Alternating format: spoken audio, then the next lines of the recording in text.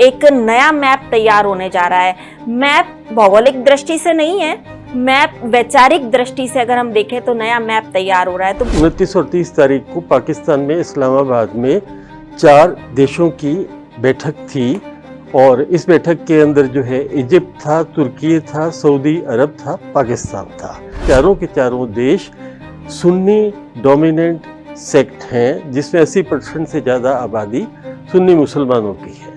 एक नया गुट तैयार होने जा रहा है, ऑयल का संकट आने वाला है। रेट जो है 60 से लेके ऑलमोस्ट डबल ये जितने हो गए, पर हर कंट्री जो है वो अपना अपना उपाय करने पे लगा हुआ है। कुछ समय तक ईरान से तेल लिया बदस्तूर जा सकता है और जो पाबंदी रूस पे भी थी वो भी जो है इस संकट के दौर में उससे रूस से तेल लिया जा सकता है। तो तेल का संकट है। एक आपने हमारे पास सिंबल भेजा था, चील है और एक ड्रैगन है। ईगल जो है राष्ट्रीय निशान है अमेरिका का और ड्रैगन चाइना का है। दोनों एक साथ जो पाकिस्तान में इकट्ठे हुए थे उन लोगों का प्रयास था कि इन दोनों को हम 4 लोग बैठ के आपस में उनको दोनों से जो फायदा ले सकता है ले ले। फायदा हुआ? अब फायदा तो जो है जो उनके मुख्य मुद्दे थे कि रोड मैप बने वो नहीं हुआ जी, वो तो बना नहीं। और एक था कि जो फ्रेमवर्क बने वो भी नहीं हुआ। बट एक फैसला तो हो गया ना जी। क्या? हम दोबारा बात करेंगे।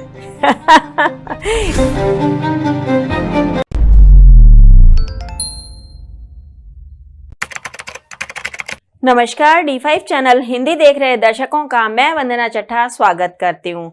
आज के जो हालात चल रहे हैं हम उसी पर बातचीत करेंगे। लग रहा है कि 3rd वर्ल्ड वॉर शुरू हो गया है, आगे कंटिन्यू रहेगा। इससे बहुत सारी परेशानियां भी हो सकती हैं। क्या तेल पे भी कोई संकट आएगा या नहीं, इस बारे में हम आज चर्चा करेंगे। और वैसे भी आज हमारे साथ इस राजनीतिक विचारधारा पर बातचीत करने के लिए आए हुए हैं स्टूडियो में प्रोफेसर डॉक्टर प्रेम प्रकाश खोसला जी। डॉक्टर खोसला, आपका बहुत बहुत स्वागत है हमारे इस प्रोग्राम में। Thank you. डॉक्टर साहब, आज की जो हम देख रहे हैं कि जो हालात चल रहे हैं इसके अंदर एक नया मैप तैयार होने जा रहा है। मैप भौगोलिक दृष्टि से नहीं है, मैप वैचारिक दृष्टि से अगर हम देखें तो नया मैप तैयार हो रहा है। तो वो मैप क्या है? देखिए, आज 29 और 30 तारीख को पाकिस्तान में इस्लामाबाद में 4 देशों की बैठक थी और इस बैठक के अंदर जो है इजिप्ट था, तुर्की था, सऊदी अरब था, पाकिस्तान था। तो ये पाकिस्तान में हुई 2 दिन की बैठक, 1 दिन में खत्म हो गई। और इसमें जो नया मैप विचारधारिक है वो हम सेक्ट एक कह सकते हैं कि चारों के चारों देश सुन्नी डोमिनेंट सेक्ट हैं जिसमें 80% से ज्यादा आबादी सुन्नी मुसलमानों की है। मतलब कहने का ये है कि एक नया गुट तैयार होने जा रहा है? जी, ये एक काउंटर प्रेशर के लिए कि सारा का सारा जो अगर ईरान का या उस युद्ध का विरोध करने का जो है क्रेडिट ईरान ना ले जाए और इनका भी उसमें कोई रोल या हिस्सा बने, तो इसलिए राजनीतिक है और विचारधारिक तौर पे, क्योंकि ये ईरान के शिया इस्लाम की डोमिनेशन वो अपने ऊपर नहीं, अपने को प्रमुख मानते हैं सुन्नी समुदाय का। आप इसे कहना चाहेंगे कि ये सुन्नी जो है वो ज्यादा डोमिनेटिंग होंगे? अब ये मैं नहीं कह सकता। ये 4 देशों ने इसलिए मुलाकात की है कि वो इकट्ठे होके प्लेटफॉर्म बना के बैलेंसिंग एक्ट कर सकें, जिसके अंदर कि वो अमेरिका को भी हैंडल कर सकें, चाइना को भी फायदा ले सकें और ईरान का युद्ध बंद करते हुए नजर रख सकें। आप इसे सुन्नी कैसे कह सकते हैं फिर? जी, जो पॉपुलेशन है इन सभी देशों में 80 से 90% पॉपुलेशन सुन्नी है, इसलिए इसे लॉजिकली सुन्नी कहेंगे। अभी जैसे कि हम जिक्र कर रहे थे, आपसे बात कर रहे थे, तो आपने बताया कि चाइना हार्डवर्क फ्रेम भी है यहाँ पर कुछ, वो क्या चीज है? चाइना हार्डवर्क फ्रेम वर्क ये है कि ये सभी देश अमेरिका से बहुत नज़दीकी के संबंध बघारते हुए मौका नहीं छोड़ते चीन से हथियार लेने का, चाहे हवाई जहाज लेने का, चाहे पनडुब्बी लेने का, चाहे रेडार लेने का, जो कि अमेरिका ने इनको मना किया हुआ है। सो ये बैलेंसिंग एक्ट है कि ये बेटर बार्गेन कर सकें between China and America, probably. जो 4 देश आपने बताए, ये 4 देश पहली बात तो ये इकट्ठे क्यों हुए हैं? वो 4 देश भी कौन से, एक बार आप वापस बताएं। देखिए, 4 देश हैं। एक तो पाकिस्तान होस्ट है, एक है सऊदी अरेबिया, मक्का इस्लाम का घर, और एक है तुर्की, और एक है इजिप्ट जी। तो ये 4 देश हैं। ये इकट्ठे क्यों हुए हैं? ये यहाँ बातचीत करने के लिए इकट्ठे हुए हैं, जिसमें कि एक ब्लॉक बन सके जो कि अपनी प्रेजेंस दर्ज करा सके और नेगोशिएट कर सके, और उससे इनका भी फायदा हो और दुनिया का भी फायदा हो सकता है। जी। जो ये 2 दिन का सम्मेलन हुआ था, इसका 1 दिन में खत्म होने की वजह क्या रही है? या तो बहुत जबरदस्त अंडरस्टैंडिंग थी कि देखते देखते बात एक दूसरे की समझ में आ गई, या इससे विपरीत कोई बात थी, क्योंकि इसके अंदर बातें तो इन्होंने तय करी थी कि हम रोड मैप तैयार करेंगे और हम जो है बातचीत का, मीडिएशन का फ्रेमवर्क तैयार करेंगे, और ना तो रोड मैप तैयार हुआ जी, ना फ्रेमवर्क तैयार हुआ। तो तैयार क्या हुआ जी? ये फैसला हुआ सर्वसम्मति से कि हम फिर मिलेंगे और बात करेंगे। इसमें अभी थोड़ी देर पहले आपने हमें बताया था कि काटसा भी है, तो ये काटसा क्या है, इसके बारे में हम आपसे जानना चाहेंगे। ये नाम है, एक्रोनिम है, ये CAATSA है। ये countering against adversaries against countering America adversaries through sanctions. CAATS, countering American adversaries through sanctions act. जी, इसका क्या बेनिफिट है या ये क्यों बनाया गया है? ये अमेरिका ने बनाया है कि जो आप किसी और देश से सामान लेते हो, हमारा दुनिया में लेन देन होता सर्वोप्रिय है, तो जो है अपनी मर्जी से सामान करेंगे, हमारे बिना किसी और से लोगे तो आप पे पाबंदी लगेगी। तो ये सभी के सभी उस एक्ट के भी किसी ना किसी स्टेज पे पीड़ित हैं। पर मैक्सिमम सामान तो चाइना से मंगवाया जा रहा है।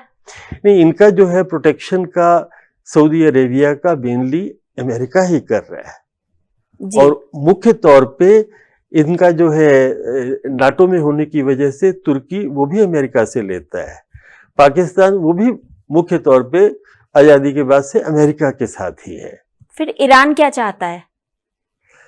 ईरान तो चाहता है कि जंग बंद करो, बमबारी ना हो, आगे के लिए कोई लड़ाई ना हो, हम पे हमला ना हो, और जो हमारा नुकसान हुआ है, चाहे सिविल की बिल्डिंग का, इंस्टीट्यूशंस का, उस नुकसान की भरपाई करो, और हम किसी मर्जी को राजनीतिक तौर पे जो समर्थन करते हैं, चाहे येमन के लोग हो, वो हमारा अधिकार है। जी, ऐसा कहा जा रहा है कि ऑयल का संकट आने वाला है। जी, ऑयल का संकट तो सारी दुनिया में आ रहा है। रेट जो है 60 से लेके ऑलमोस्ट डबल ये जितने हो गए, पर हर कंट्री जो है वो अपना अपना उपाय करने पे लगा हुआ है, और इसमें जो है इन्होंने छूट दे दी वक्ती तौर पे कि कुछ समय तक ईरान से तेल लिया बदस्तूर जा सकता है, और जो पाबंदी रूस पे भी थी वो भी जो है इस संकट के दौर में उससे रूस से तेल लिया जा सकता है। तो तेल का संकट है, और ये घर के यानी जो देश के मुखी ने तय करना है सरकार ने कि वो अधिक से अधिक सोर्सेज हैं उनसे अल्टरनेट अरेंजमेंट बना के रखे। मतलब कहने का ये है कि इसका इफेक्ट भारत पे भी पड़ेगा? जी बिल्कुल पड़ेगा। इसका जो है हमारी इकोनॉमी पे भी असर पड़ेगा, हमारे जीडीपी पे भी फर्क पड़ेगा, और जो लेन देन होता है सारी दुनिया की अर्थव्यवस्था पे फर्क तो पड़ेगा। और किन किन चीजों पर संकट आने की संभावना है? देखिए, इससे जो है पेट्रोलियम से जुड़े हुए पदार्थ और जो एनर्जी पे आधारित जितनी भी इंडस्ट्रीज हैं उन सब पे असर आने की संभावना है, और एनर्जी तो हर इंडस्ट्री में चाहिए होती है। अगर मोटा मोटा कहें तो आमदनी से ज्यादा खर्चे बढ़ेंगे? ये तो सरकार पे निर्भर है कि वो खर्चों को किस प्रकार से हैंडल करने का उसने प्रबंध कर रखा है या अल्टरनेटिव अरेंजमेंट कर रखा है। क्योंकि अगर ऑयल का संकट आता है तो खास तौर पर गाड़ियां ही नहीं चलेंगी तो लोग अपने स्थान से आएंगे जाएंगे कैसे? हाँ, इससे जो है तेल महंगा होने की संभावना है, बट इस वक्त भारत की सरकार ने कहा है कि हमारे पास आने वाले कुछ समय के लिए सफिशिएंट रिजर्व है, लेकिन ये एक हकीकी खतरा है। इंडस्ट्री को तो ऑलरेडी जो है महंगा लेना पड़ रहा है, और जो शेयर मार्केट में जो फर्टिलाइजर्स हैं, फर्टिलाइजर एग्रीकल्चर के केमिकल्स हैं, उन पर तो असर पड़ रहा है। ये जल्दी इकोनॉमी पे क्या असर पड़ेगा? इकोनॉमी पे जो है इसका जो है कीमत बढ़ जाएगी, लागत बढ़ जाएगी, और जिन देशों में खरीदार जिन्होंने हमारा सामान भी खरीदना है, उनकी खरीद शक्ति पे फर्क पड़ेगा। तो हम तो चाहते हैं बहुत जल्दी, आज क्या अभी खत्म हो। ये जो युद्ध हो रहा है ये खत्म होने की संभावना कब तक है? अभी तक तो ये भी सुना जा रहा है कि लॉकडाउन लगने की भी संभावना बढ़ रही है। देखिए, इसके बारे में अनुमान लगाना तो कठिन है कि कल को कौन कोई जो है क्या ट्वीट कर दे पैसिफिक सागर के पार से, तो उससे तो बहुत कुछ ऊपर नीचे चले जाता है। कह रहे हैं कि दुनिया का 80% तेल जहां से आता है वहीं पे ही संकट आएगा, वहां से लाया ही नहीं जा रहा है। जी हाँ, क्योंकि जो वो है जलडमरू हॉर्मुज का मार्ग है, इसकी चौड़ाई बहुत कम है, और वहाँ पे जो है वो जिन देशों के साथ जिन्होंने उसके साथ हॉस्टिलिटी करी है, तो उनको ईरान रोक रहा है जी। वो उनके कंट्रोल में है, और उसके लिए युद्ध हो रहा है। अब आगे क्या और हो सकता है?